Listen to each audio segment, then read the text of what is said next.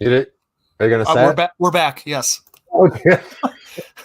I guess that's my cue to just start talking from now on. I gotta okay. Just all right. Cool. Going forward, I know better. All right. Let's just retake that just in case. Okay. Should I play the intro again? No. Are you sure? All right. Here. Yeah. No, I'm just messing with you. We're back. Oh, all right. Hey, everybody. Dude, what a good song. Just so you guys know, that song is made by, I guess, our producer, our really good friend, Jared Gleason. Our composer, yeah, he's actually composing our movie. But Jared Gleason made our theme song. He makes all of our theme songs, makes all of our cool music. If for some reason you don't know who we are, that's okay. That's fine. Yeah. My name is Zach. You'll see that right down here. This is Dylan. He is part of Some Nobodies. I'm just kidding. Together we are Some Nobodies. This is our website right here. And what we do is we create content. We just kind of make up stuff. We have really crazy ideas. We watch a lot of movies. We talk a lot of stuff. You maybe have seen us on other shows such as The Real Boys, where we talk about our friends' favorite movies and how bad they are. You may have seen us on a show on Talking Upstream, which is the less live version of this, where we get to interview our favorite creators. Maybe you've heard our podcasts, which are some of the ones that you can see down here, such as award-nominated Silicon Angels, which is one of the best futuristic IT sex robot podcasts that I've ever heard, and also it's easily the best one I've ever made. So before we get started, while we're waiting for some people to show up in the chat, just so you guys know, what we do here is we just create content, but we want to create content that people like to see or like to talk about. So at any time, if you think that we're going in the right direction or the wrong direction, or you just want to put your name out there for some reason, just throw in the chat. Put something in the chat. Let us know how we should, steer this ship. Who knows? But before we get going, Dylan, how are you, sir? It's been a week. It's been a 48-hour period. Yeah, it's been a long time. It's been a long time this last day. I don't know. If things are fine, I'm fine. Everybody I love is fine. Yeah. If you know the news, you know what's going on in Boulder County. It was crazy, but we're not really going to talk about it. No. How are you, Zach? But yeah, I'm doing good. I'm doing well. Yeah, cool. I started rearranging my apartment. I have very precariously hung a kayak in my living room, and it could fall at any second. But I wanted to make up room, and I was looking at the ceiling, and I was like, I just don't put enough stuff up there. Like, it's a whole floor. It's a floor just upside down. People don't use the ceiling as much. And if you know me, and obviously you do, I have a bunch of hooks in my ceiling, and I hang a bunch of weird stuff, and I hang green screens and whatever. But yeah, this kayak is getting a little precarious. All right. But other than that, I'm awesome. Okay. So before we get into our content creating part, there's a segment that I forced on Dylan, and this is where I sent him a bunch of text messages on what I think is media news. Most of it's just random gossip that he does not care about, nor should he really. But because we have a live show and he can't really duck out of it, I mean, I guess he can, but I'll just keep talking. But yeah, so what I do here is we talk about some pop culture news.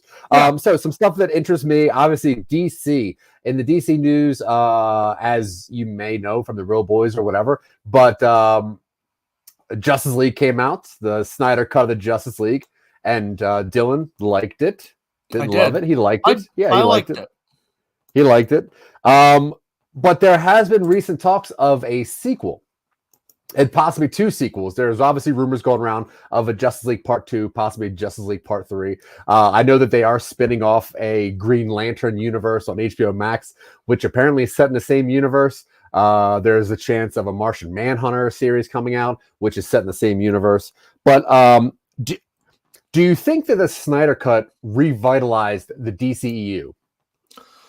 I think so. I think it's a unified vision. That's the biggest thing that I liked about it, is that it feels like the movie that Zack Snyder wanted to make. And it's very clearly that. And from what I've seen, based on interviews, Patty Jenkins, James Wan, the people who are directing these like semi-standalone DC movies, are considering the Snyder Cut as the canon interpretation of events.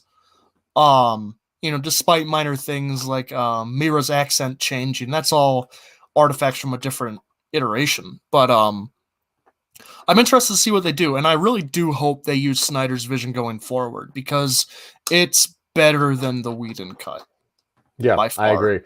Now, would you like the sequel to start in the futuristic Nightmareverse, or did you think that kind of thing was stupid? I know a lot of people had problems with the Joker. I thought that Joker scene was actually kind of cool. But outside of the fact that he sounded like a seagull. He does sound like a seagull. No, I'm ambivalent about Leto's Joker. I never had much of an attachment to the Joker as a character, so whatever interpretation they put up, I'm like, whatever. I don't care. Yeah. Honestly, yeah. I just hope that whatever they do, it fishtails off of Snyder's instead of Whedon's cut. Yeah, cool. Yeah, I'm into that 100%. All right, so Marvel Universe. So Falcon and the Winter Soldier came out last week. It came out on Friday. Did you happen to catch that? I did. What'd you think of that? It's fine. Fine, yeah. The first episode is fine. I had the same kind of like semi-lukewarm reaction to the first WandaVision episode, and they did a two-parter for that. And ultimately, I think WandaVision had it wasn't a great finale. It was a good finale, but it really wasn't great. I think it fell short because they got hamstrung by the standard Marvel kind of like the final confrontation has to be people shooting energy balls at each other. Winter Soldier looks like it's going to be fun, but the pacing was weird, and it's very much that's my main complaint. The pacing was weird. Yeah, I mean, I agree that the pacing was off. I like that they kind of extended the length a little bit. I know with WandaVision they were trying to keep that 22-minute sitcom feel, whereas this it's a little bit extended, it's a little bit longer. I did think that the conversation of how some Avengers make money, I thought that was really incredible, and actually, I was like, oh, this is actually really cool. And the race relations, I think that, and you and I talked about this at length, but what Watchmen did was very, very cool for race relations and for having that conversation opened in a very intelligent way. And I think that this is another one. I mean, you think like the way that they showed that story, it was they kind of talked Sam into giving that into giving the shield back, and lo and behold, they were actually just using it to give to another white dude. So the one thing that I did say though, I found it odd that this Captain America, he had a gun on his hip. Because Captain America, obviously the lore of Captain America is that he got to choose his weapon, and he chose a shield because he wanted to be a defender of the United States, whereas this one obviously just throws a gun on there. So I'm really curious to see how this is going to go. I'm interested in how it's going to go. But I will say the first episode was a little bit of not super, super exciting. Although the action sequences were very, very cool. Them like gliding into helicopters. They were very good. It's interesting that he is killing a lot of people in this show. Yeah, there's a lot of death going on. Like a lot of death. But intentional straight up death. Yeah. Yeah, like even the first 30 seconds when they everyone jumps out of the plane and the pilot's dead, I'm like, well, what happens to that plane? Yep. Like that plane's gonna go down, and then helicopters are blowing up left and right. Mick Manhattan, what's up, sir? What up, Mick? Mick, did you happen to see Falcon Winter Soldier? And if so, what did you think? But okay, also in Marvel news, did you see that there is a recent fan-made website that can translate all of Groot's conversation throughout the two Guardians of the Galaxy movies, and James Gunn signed off on it. That is weird. Yeah. Translate is weird. Well, apparently James Gunn approved it, and the way that he wrote the story is that Groot has an actual script, but they changed all the words into just "I am Groot." So Yes. there is an actual script for what he's saying. So I guess it could make sense. I don't know how they translate it. Then that's the thing. It's like because it would need to be a tonal language. It would need to be tonal. You know what I mean? Yeah. And I don't know how you can translate that. Do you think knowing what Groot says will make those movies any better or worse? No. Yeah, it doesn't matter, right? It's the same thing. It's like the same thing as like knowing what R2D2 says. Like, who cares? You get what he's saying. It doesn't really need to know. Okay, so in Nerd Universe, Witcher 2 was cast. A lot of casting things got put out there. I don't know the characters, so I didn't really write all that down. But I was curious your thoughts on Witcher 1 and the game universe of Witcher. I don't have the time to really hang out and play and sit down and really complete The Witcher. I have The Witcher 3. It's great. I'm not very far in it because every time I sit down, I'm like, what was I doing? Where am I going? It's a time sink, and I don't really have that right now. I really like The Witcher 1. I think it came together really nicely towards the end. It's a little clumsy. The series or the game? The series. Yeah, okay. I enjoyed it. I'm looking forward to The Witcher 2. I'm glad. I like Henry Cavill as Geralt. Yeah. It's strange. I don't know. My main criticism of that first season is that there wasn't enough witchering. There wasn't enough like one-on-one monster fights. I agree. It felt like a lot of world building and not a lot of what they're doing in that world. Star Wars news. So April 2nd, it was just announced recently, April 2nd, Disney's going to drop a couple cool things in the Star Wars universe. They're going to drop those old 80s Ewok movies. The one is Caravan of Courage and then Battle for Endor. Have you ever seen these old? Because a lot of people think like the old in the 80s, like there's like the holiday episode and there's these other weird cartoons that you've seen I have on VHS. And then there's these two movies that are Ewok based. One is about like going to this spider lair and having to like fight the Spider Queen. And I forget what the other one's about, but there's one with Wilford Brimley, isn't there? Ewok? Yeah. That's the only one I know anything about. I mean, okay, cool. Yeah. It's nice to have. It's nice to have these old relics of a different time on there. Sure, but is there any thought like that because they're putting a lot more of Lucas's stuff back out there that there's connecting a tie to Lucas and he's obviously on the set of The Mandalorian. So there is a lot of thought that he's going to come back into his own universe soon. How do you feel about Lucas hopping back in? I think so long as he has a team who's willing to tell him no, I'm willing to watch it. Yeah, he can't write the script. He can just storyboard. He can write the script. I just don't think like yeah, that's okay. I know. The one thing I forgot about in the Marvel Universe is Black Widow got a release date. It is July 9th. It is going to be coming to theaters and to streaming, but it's going to be in that early access thing where you still have to pay $29.99 to watch a movie on a service that you already paid for. Do you think that this structure will ever work? I'm not interested in it, and I hope it doesn't. Jason Taylor, how are you, sir? Oh, Jason. I hope it doesn't work. Is there any movie that you would pay $30 on a streaming service that you already pay for? Is there any movie you can think of? Like, would Dune be the one? I want Dune to be in theaters. I don't want to watch it at home. I think the home experience is fine. Yeah. But a movie like Dune, I have a soft space in my heart for Dune, and I want to go see that in a theater on a huge screen with a great sound system. I don't want to watch that at home with the TV speakers on my couch. Yeah. I mean, this is actually a really good point, though. Like, for families, it is like $15, $20 a ticket. So if you bring a family of 4 to the movies, you're looking at $80, whereas $30, everyone can just sit around.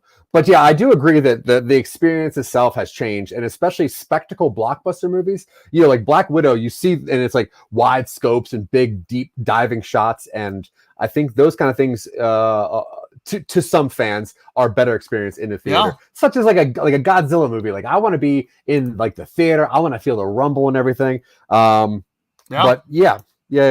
So I'm excited about that. But I don't think that I'm going to ever pay $30 to watch a movie at home. If I can. Yeah, if I don't have to, I don't know, because I really want to see Raya and the Last Dragon, but I do not want to spend that much money. Like I just don't. Okay, enough nerd news. Dylan, thank you so much for appeasing me with stupid chat. But in this part of the show, what we normally have in Talking Upstream is we would have a guest on here, and oh my god. That's a deep cut for the Some Nobodies expanded universe. Oh god! Honestly, like I think people are just trying to make me angry with this iCarly. I hate iCarly. I would not see it in the theater. I won't see it for free on Netflix or anywhere, and it is off the top 10, so I'm okay with that. Anyway, so in this part of the show, what normally happens is because Dylan and I send a lot of messages back and forth and back and forth and back and forth and back and forth. What we do is we choose one of these messages, Dylan reads it aloud, and then we kind of go through here. Now, we did recently alter this because we like building universes, and sometimes we wanted to throw out there that we might do reboots, we might revisit some of our old stories, or kind of go over some new stuff, depending on what we feel like doing. So I hope that's cool with everybody, because that's what we want to do. So it's our show. It's our show, and that's what we're going to do. So, Dylan. Mr. Dylan, Mr. Terry. Yes. So what are we going to do? What do you want to work on? So funny story. We had briefly discussed what we're going to do this time. And that was a continuation of this kind of like sci-fi franchise we're kind of building called Pillar of Salt, which is about this mysterious figure who goes around and liberates these work sites for an amoral megacorporation in the far future. And we were discussing doing kind of like a John Wick style story from the point of view of the bad guys. Mm-hmm. Now, interestingly, I went back and looked at our text conversations, and there is one that we can kind of retrofit to fit this. Oh, cool. Dead serious. Right. So I'm going to read you I keep a running list on our Word doc, on our Google Doc, of all the text ideas that Zach and I send each other. And then sometimes I'll go back in and kind of like expand on them just so we have a little bit more of a foothold. Here's the original text message that Zach sent me. Humans don't develop fingerprints until turning 13, so most kids are used as criminals. This is an early one. Yeah. I don't know how seriously you meant this to be taken, but here it is. So I went in and I kind of expanded on a little bit, and I did this before we kind of determined what we were going to be doing. Okay. And I added, in the far future, humans are grown in tubes on an exoplanet colony. The main character was raised as a child criminal in order to earn their way off planet. So I'm thinking... They're raised in tubes, but they're also child deviants? No, they're born, they're like gestated in tubes, like they're tube babies. But then once they're born, they're put to work, and some of them fall into the criminal system because that is the most reliable way to get off planet. Hey, here's a quick question for you. Where do tube babies, where are their belly buttons? Now, granted, the belly... I know, but like, how do they get the nutrients into the babies? Intravenously? They put like tiny needles in there? Yeah, probably. I don't know. It's sci-fi. We can do whatever we want. True. All right, so we're going to do another version of Pillar of Salt, right? Yeah, I think this is a prequel. Oh, I love it. I love it. Yeah. Okay. Pillar of Salt prequel. And you also mentioned a John Wick style, but from the bad guy's point of view, right? Yeah. That's crazy. Also, tube children. Yeah. And no fingerprints. Why not? Whatever. Yeah, sure. That's cool. Okay. So we are going to work for the next couple minutes, good amount of minutes. And what we're going to do is we're going to, honestly, if you've been keeping up with our show, Twitching UpStream, we now have this Pillar of Salt universe, like Dylan says. We've already crafted 2 episodes. I know in one of the episodes we talked about it being a 5-part series. I think that's really interesting for me only, but I like that.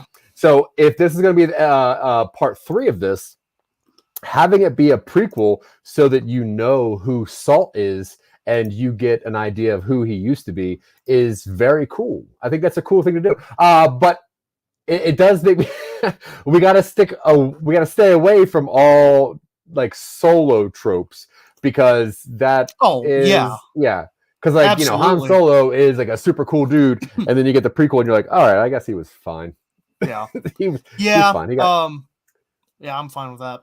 Yeah, cool. All right, so okay, so this is going to start.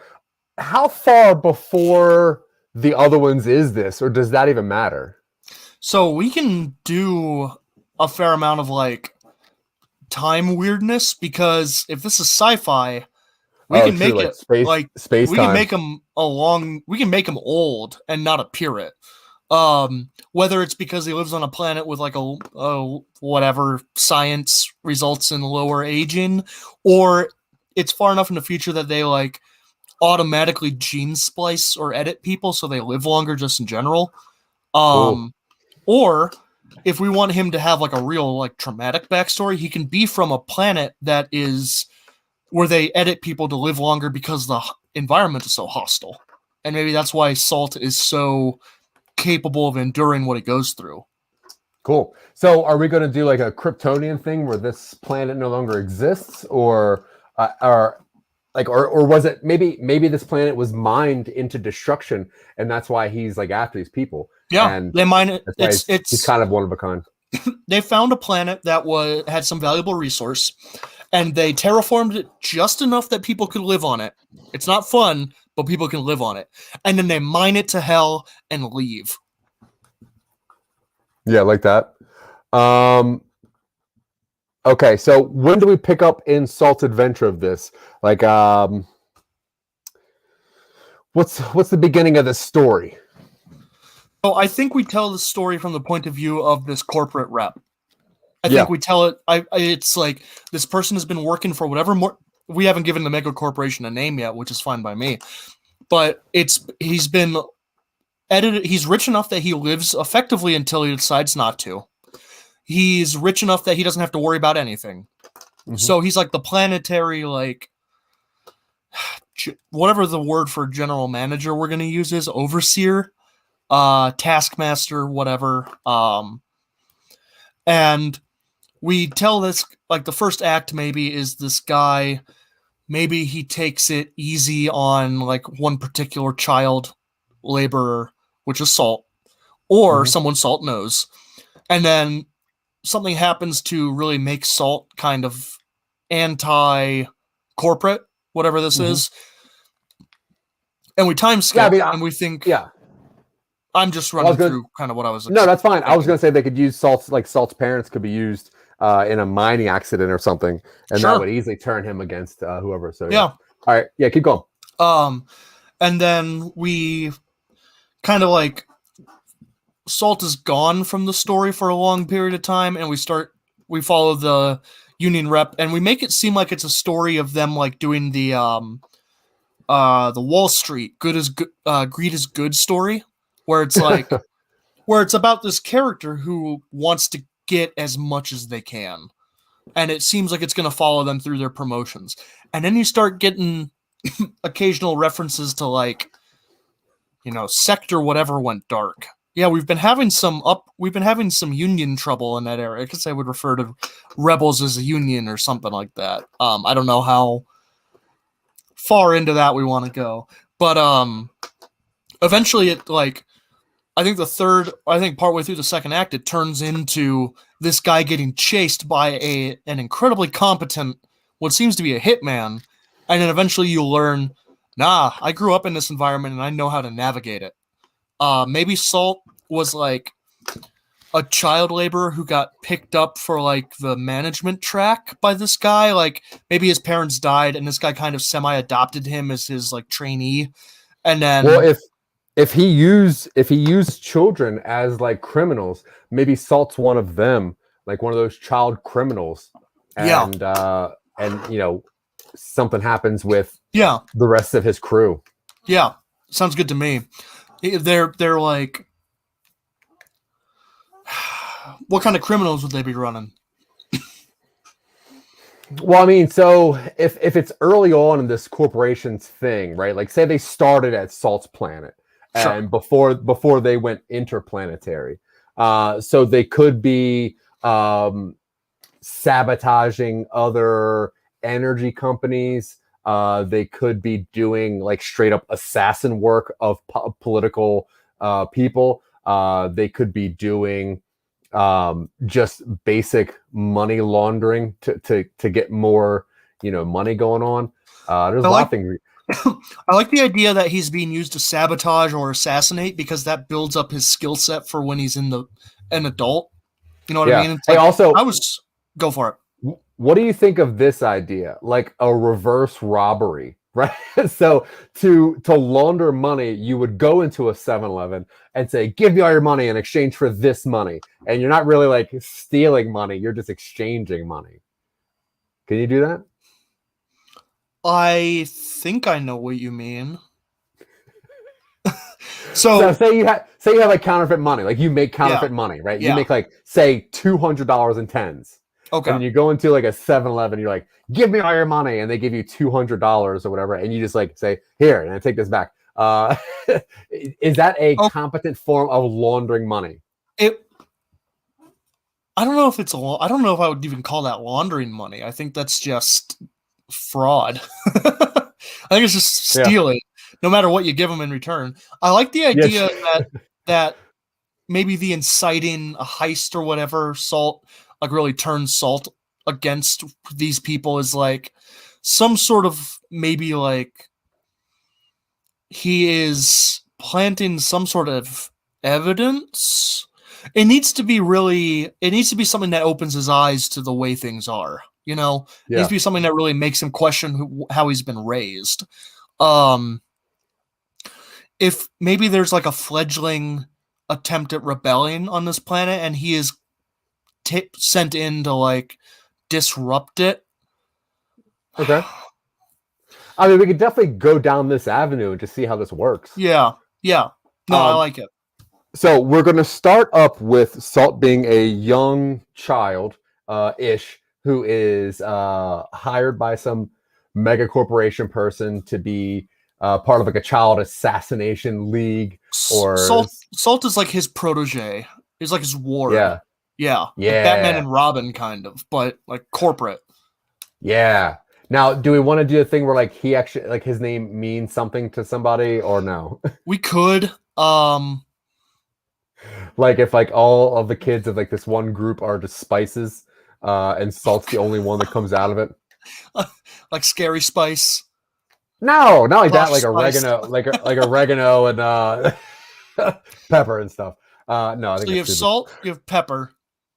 I already don't like it. What's another spice that you could turn into a name? If you say paprika, I'm gonna slap this camera. No, I wasn't gonna say paprika. I was gonna say like that's a Blue's Clues joke.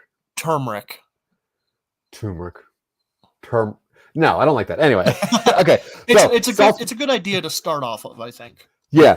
So Salt's part of a child gang that's doing some stupid stuff. Yeah. For what's the mega corporation called? Ultra Corp. We don't have a name for it yet.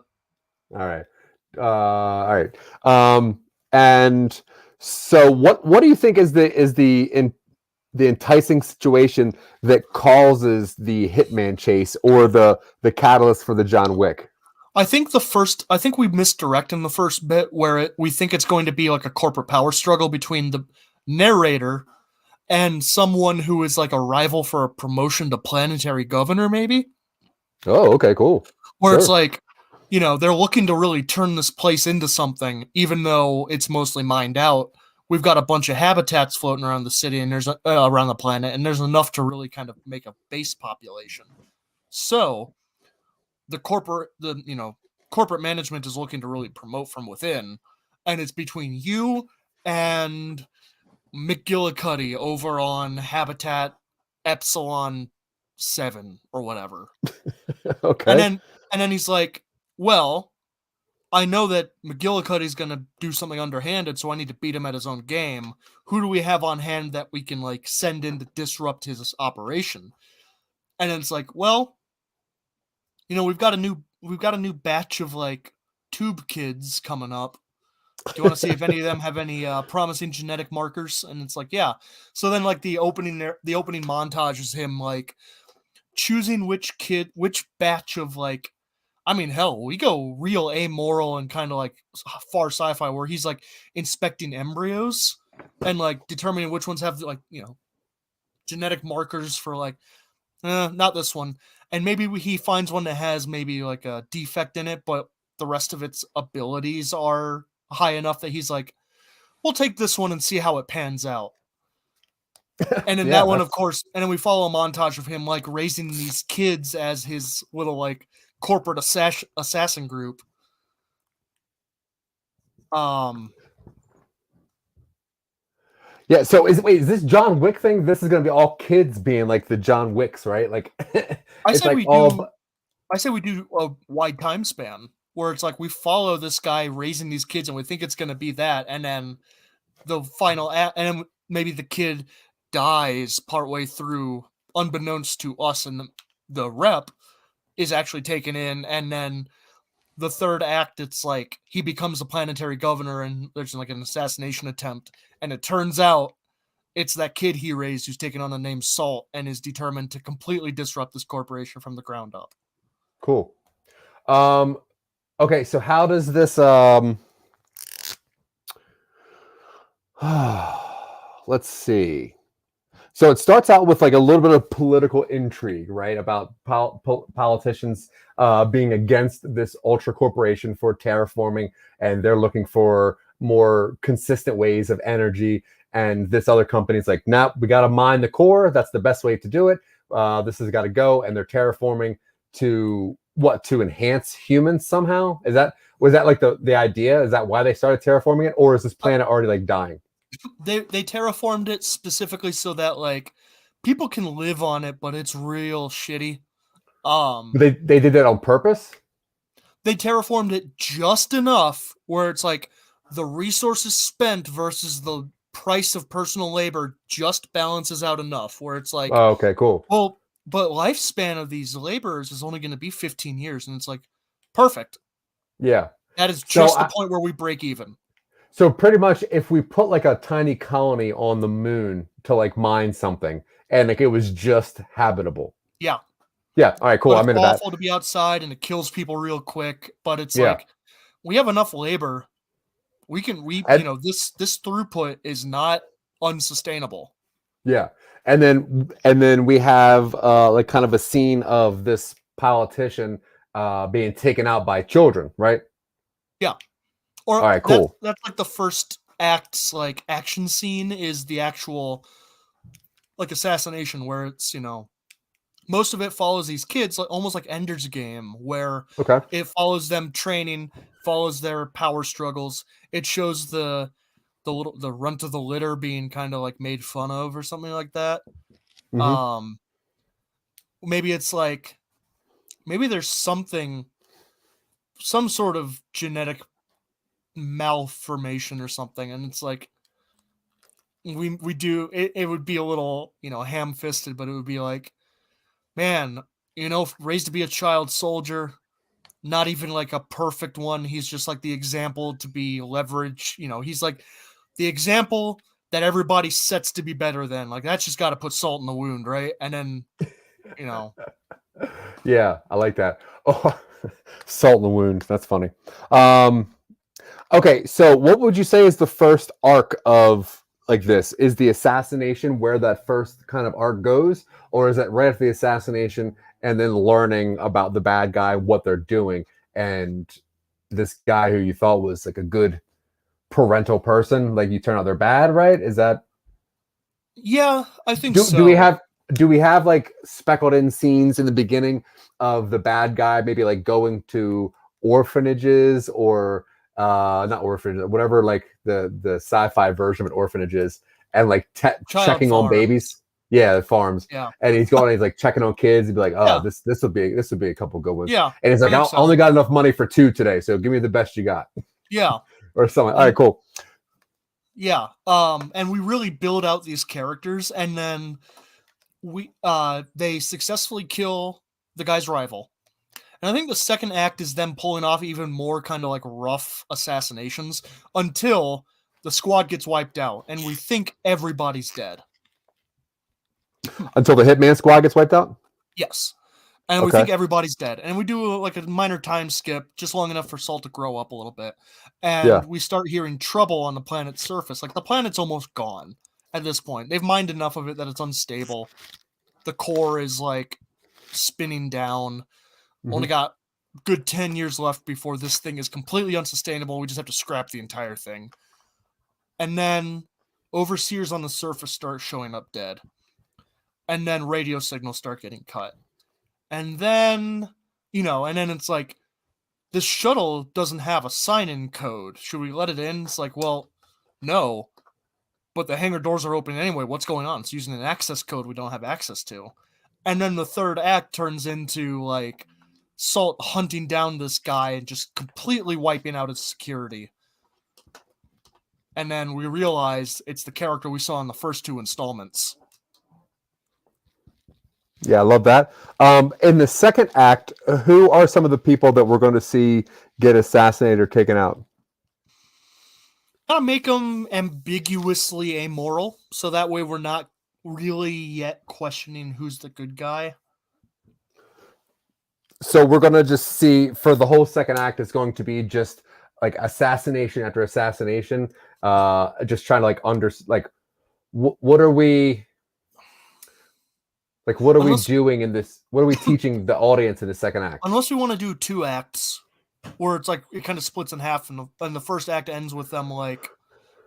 It's like, well, I like the beginning being like political intrigue, learning about the planet, going all through that, and then that being like up until the assassination of that. Because I think the reveal of that political person being assassinated by children is a really cool like arc. I think that sounds really nice. I do like the idea of it being like, and then it turns out that they're not just like wild children. It is a team of assassins, and I like that like in through here. So you don't really know like what's going on, but I think there should be a linkage at some point as to who they are, or at least maybe sending in different teams of children to to assassinate people, and those teams do not succeed. What if this planet was in sort of like a semi-mutual, like it had a local government that was in partnership with the mega corporation, and then the mega corporation started like overstepping their bounds, so the megacorp sent these assassins after all the local leadership to consolidate power. Yeah, I like that. That's cool. And what if now? Okay, so is Megacorp? Let's talk about them for a second. Now they have a base on this planet, right? And they probably have a headquarters that is off planet. Yeah. Right. Yeah. So if we did a thing where in the middle part, we also assassinate a Megacorp high up, it would throw off people like what's going on, but it's only because like the numbers aren't that good or whatever. So I like this middle part being like just straight up like knocking people out, and you don't know who is in charge. Yeah. Okay, how do we get to the time hop?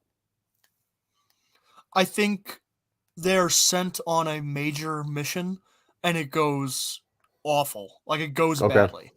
Now, would you say that's at the end of the second arc? Is the failure of the mission, or partway through it, and then the rest of it is we trick the audience into thinking that the rep is the main character, so it's them dealing with the fallout of like rumor.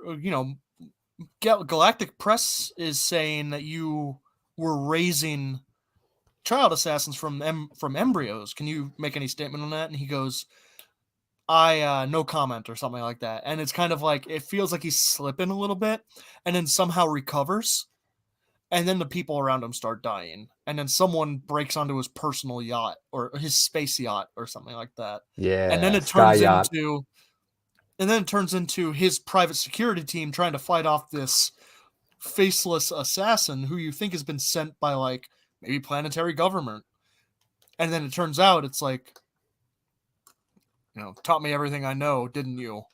It's like, what? And then yeah, we get that kind of like reversal stuff, and it's not a particularly enlightened twist, but I think it works for this genre, and I think it works for what we're trying to do. So is this a cloning situation where when you see the person in the beginning and then you see Salt later, he looks like this person because he was like cloning himself, which could be like kind of a cool reveal? It could be cool that the Salt we see in the later installments isn't the original person, but a clone based on him. Yeah. I think that's a pretty cool one, because that would explain like why he's not really attached to all of these people and why he's willing to really like do what he does, because we paint him as a pretty ruthless figure in those first two. Yeah, so what if we do a thing where like all these clones are just called Salt, and that's like a thing. So when you see him in the beginning, the guy who is in charge of Megacorp is also a clone of Salt, just like a devious one. Do you think that would be like kind of a cool twist, like in the third act when you see an older one, you're like, oh, that's the guy from the first one, and then you go, no, crap, the clones. I like the idea that all of these kids are the same genetic template. I like that a lot. Yeah. I don't know if I like that they are all based on the rep. I think it's more a situation of him going in and like choosing one where he's like, well, it looks like muscle mass development and reflexes are going to be pretty high on this one. Yeah, I'll take 6 of these. And then they provide 6 space bassinets with these kids in them. Yeah. And they're all the same physical kid. And then, of course, they all have their, we build out the squad to have their own distinguishing physical characteristics, but they all look the same. Like one of them's gotten like a tattoo on their forehead or something like that. One of them has grown their hair long. One of them is like, I don't know, got their teeth modified, like whatever sci-fi genetic alterations you can have to make yourself look different. Yeah, like a cyborg guy. Yeah, I'm cool with that. Okay, so so in the beginning we got the political issue, we got the that espionage kind of thing going on, with the knowledge of the terraformation being lackluster, and there's a rising group of people that are saying we need to do more intelligent energy, more sustainable energy. We can't just be terraforming this thing. This company's got to go. And that's when we get up to the assassination of that political person. Now the second one is the second arc, I think it's very cool if we keep it the way you said it, where it's almost just like flashes and flashes and flashes of just assassinations of different high-level targets in different areas, like banking areas and Wall Street areas and all these things. And you're like, I don't know what's happening. The whole thing's going out. But it's mostly because, A, Megacorp knows that the planet's going to die, so they're just kind of like taking what they can. But also, B, like, they're just in charge of stuff, so why not? Then we get to, at the end of the second arc, where Team Salt is sent out onto a mission, and it goes terrible. And we think as audience members that everyone in the mission is dead. We have a bit of a time hop, and we pick up with Salt as an older gentleman, and he is picking up the last mission or something? Or I figure we don't even reveal that Salt is alive until the very end. Okay. I like everything you said. Act 2 ends with all of them seemingly getting wiped out on a bad job. Yeah. Act 3 goes back to the rep, because after all, this entire story is his story of his power struggle. It goes back to him trying to recover from this, and then like the lights go out, and he's like, they're finally coming back. I pissed someone off, and they're coming for me. And he gets the security guards, and we get this kind of like lurking horror style sequence where everybody on his ship slowly gets wiped out, and then we get that moment where he walks out of the shadows, and it's the weakest of the clones that has survived and is like, after everything, I figured why not be my own man, and then kills him and then takes off on his ship. Yeah.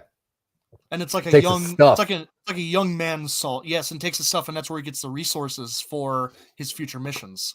Yeah, I love that. Okay, so in this movie, we're gonna have political figures. We're gonna have children. We're gonna have the main rep guy, who's the ultimate big bad, and we have Salt. What are some other characters we need to throw in this, if any? I think we need to figure out who his little like assassin squad is. All right, so we're gonna work on Team Salt. Yeah, Team Salt. Okay, and you think there's what, like 6 people? 5 or 6. 6 might be a bit much. Okay, so our main Salt are. I'm gonna refer later to him as on. Salt Prime. Salt Prime, cool. And what's his main characteristic? He's something happened in the cloning process where it turns out he's either the weakest, or he's got some sort of distinguishing mark, or is somehow viewed as the defect of the group. All right, Like, so he's they're like always picking on him, and we misdirect. We misdirect while we're building up with this, where it's like we think it's the team leader who might be the only one who survives because they're competent. Turns out it's the weakest of them who survives. Cool. All right. So he's the weak one. Okay, so we're gonna say we got 4 other Salts to work out.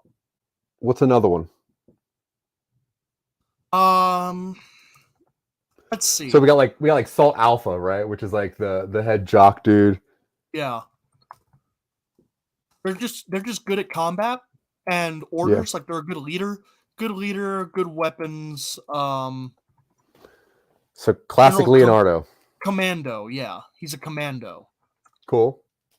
Okay, and then the next one we have is what, the tech one, the super smart one? Yeah. Or the tech guy. strategic one? Yeah, the egghead. And I figure this is probably the one with the most extensive like cybernetic enhancements. Yeah. Cool. Okay. What's another one? Let's see. So we've got tech, we've got weapons and commando. I don't think we need to focus on like a ranged guy. And we haven't built this setting out to have like psychic powers. You know what I mean? There's no like psychic stuff, and I'm okay with keeping that out of this. Like, yeah, we could do like we could do like a stealth, an like infiltrator, a stealth slash knife person. What if this? Do we want Salt Prime? What do we want his specialty to be? Do we want him to be intuitive? So that way he's very good. It turns out that's why he's very good at recruiting people to his missions, despite the fact that he's kind of a bad person. Intuitive? What if he's just short? Well, right, but I'm thinking in the scheme of the team, yeah, what role does he fulfill? Short doesn't really. Right. I mean, like, if he's short, but also, like, does he have to be weak? Can he be, like, really strong? But I guess it makes more sense story-wise if he's a weak. He can be.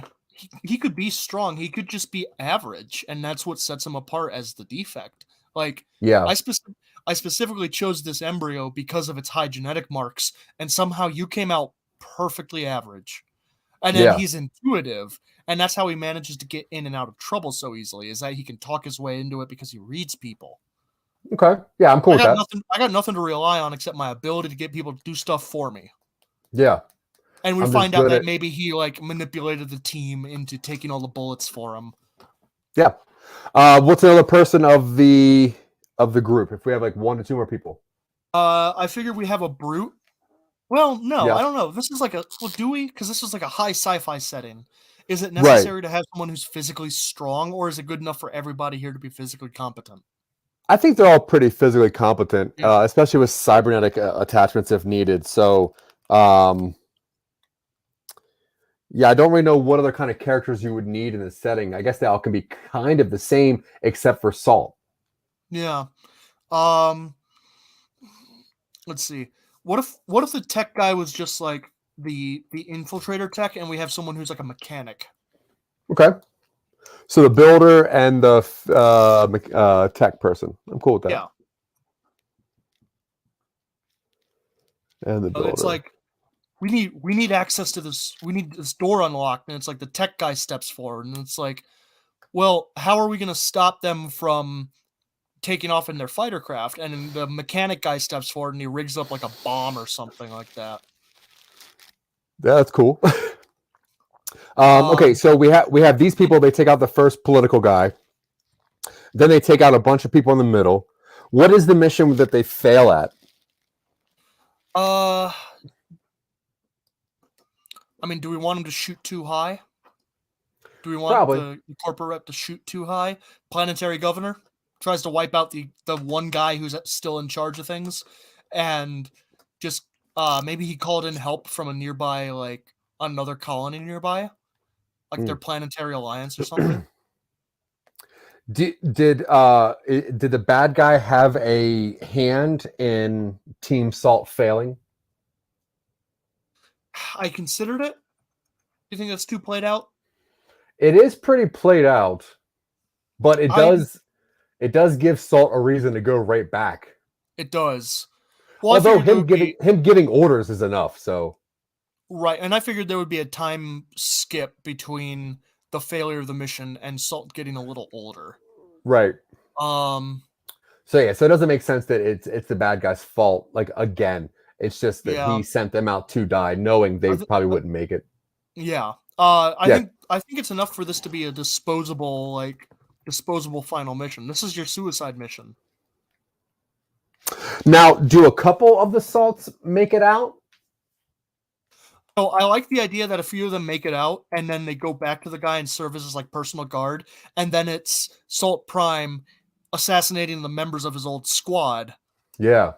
Something like that. Yeah. Yeah, I like that. So you got like Salt Prime versus Salt Alpha and Salt Omega, who is like the strategy guy, and Salt. What are some other cool letters that don't mean something bad? Alpha, Beta, Zeta, Omega. But Beta's always bad. Epsilon, Iota. That's too long. Sigma. Salt Sigma. Sigma Salt. Sigma Salt, yeah, whatever. Okay, cool. So, what is the push after the time jump for Salt to go and exact his revenge? Does he fall in love with the easy life and then it gets taken from him? No. Doesn't find a woman. No. No. I think there's got to be a push once the rep discovers that the planet is like going to go away, that the planet is done. There needs to be some kind of push for Salt to want to stop all of it. Maybe Salt watches a group of kids assassinate somebody, or maybe Salt sees one of his partners doing something, one of his ex like squad people. But if there is a time jump, obviously Salt needs a reason to hop back into battle. Back into it. Yeah, what do you think? Yeah, no, I'd agree. I'm not attached to the idea of a time jump. It would be kind of interesting if like Kid Salt Prime goes back and does all of it, like even just like half a year later after they've healed up. Yeah, I like that. And I think maybe it might be a cooler story if, say, the team breaks up, like one of the Salts die, two of the Salts, like Salt Prime, he's got a buddy, and then Salt Alpha goes back to the rep. So then like the two Salts got to go in there and fight the other two Salts, blah, blah, blah, and only one Salt prevails. I mean, I wonder if it's enough that Salt Prime gets left behind. Like, things go badly. He gets hurt, and the rest of them abandon him. And he's like, "I thought we were a team. We're all the same person." And it's like, we're all the same person. And it's like, if we're the same, calls him whatever slur there is for his genetic defect. Yeah, he's like, if we're all the same, then why are you down there? Yeah. So Salt is purely motivated by spite and revenge, and he's not a nice guy. Despite the fact, I like that. Yeah, cool. And maybe the rep takes the other Salts like off world, so Salt has to like break into the place and find a way to the main base. All right, that's a pretty good catalyst. I like that. All right, do you want to run through this real fast and see like how this is plotting out? So we start with a corporate rep who has ambitions of a higher station. He is working for this mega corporation around a planet that is still self-governed, but is into like a mining contract with this mega corporation. The planet is kind of hostile, but partially terraformed. And in order to kind of further his own interests, this corporate guy goes to probably a mercenary group of some sort, like mercenary nannies or something. And like is like, I need a team. I need some fixers. So he picks out an embryo, which seems to be like the best he can find. Good genetic markers. Looks like potential is all there. Gets 5 different clones of it, one of which doesn't turn out quite as high on marks as the others. But he still trains all of them, raises them to be like his little assassination hit squad. And we get their different personalities in like the segment. They are sent out on a variety of different assassinations or sabotage missions against other corporate interests, planetary government, other sort of like people like that. And we mostly follow this corporate rep because we treat it like it's his story of like climbing the ladder. Salt's clone squad is very, very efficient. They're very effective. And then they're sent on like a high level mission against, I think the planetary governor is what we said, to really cement control of this place for them. And it goes wrong. Whether it's more highly defended or something, doesn't matter. Salt Prime, the weakest, gets left behind intentionally. It's like, we're not going back for you, or something like that. We go back to the corporate rep with the remaining Salt clones, and we get some time skips of him kind of winding his way through the bureaucracy. He's got his own security team, and we get hints throughout that he's being chased by someone. And then eventually it turns into this self-contained sequence on his like personal yacht where it's like, we've got a small personal craft docking at our hangar. It's like, what are you talking about? We didn't authorize anything. It's like, well, he got in somehow because he has all the access codes or something like that. We do that kind of like, they're getting picked off one by one.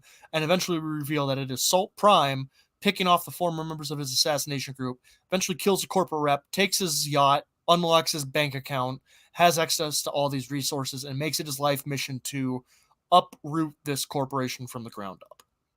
And it leads into whatever else we do in this world.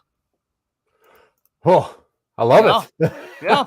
What are we going to call what are we calling Pillar of Salt 3? Maybe there's got to be something. Salt in the Wound? It could be. Salt Prime. I like Salt in the Wound. It's something we kind of like threw together a little bit. It's something we threw around on the previous kind of episode we did. I forgot what we called part 2. What I ended up calling part 2. I don't remember. I think it was Back in the Saddle, or that's what you called it. Yeah. Project Takeoff. Okay. Anyway, that's been our show. Thank you so much for hanging out and making another weird but great project for Some Nobodies to work on. Obviously, we put together Pillar of Salt 3, which we have not properly named yet. But either way, you can see our process. You can see how we work and how fun it is just to make up ideas that may or may not go anywhere. It doesn't really matter. But if you want to check out more on this or any of our other weird projects, you can always go to somenobodies.com, which is right up there. That's our website. And if you really want to be our friend and help us make more and more things, including a movie or a board game or a theme park based on the Blade Runner universe, then head over to patreon.com/somenobodies. We would really, really appreciate it. Some people that we not only need to thank, but also really, really want to thank. Obviously, Mick Manhattan from Scene Snobs, some real nerdy goodness over there. You got Scott Curtis from Behind the Bits, an award-winning interviewer, a decent impressionist, and just an all-around great guy. Check that out, Behind the Bits. That's awesome. We also have our East Coast friends, Sarah Tkachuk and Tanya Sheck. Podcasts. If you like podcasts, you listen to this podcast, but you want to read it instead of listening to it for whatever reason, or do both, you can find Listener app on Instagram at The Greatest Podcast App. Very, very special thanks to Jimmy and the Eat Foundation with his group called Chess Without Borders. They strive to bring chess communities to those that need it. Chess is a gift that lasts a lifetime. If you do want to check out more of what Some Nobodies do, you can see some of our, listen to some of our podcasts, such as Silicon Angels, the audio version of Talking Upstream. We have a podcast show.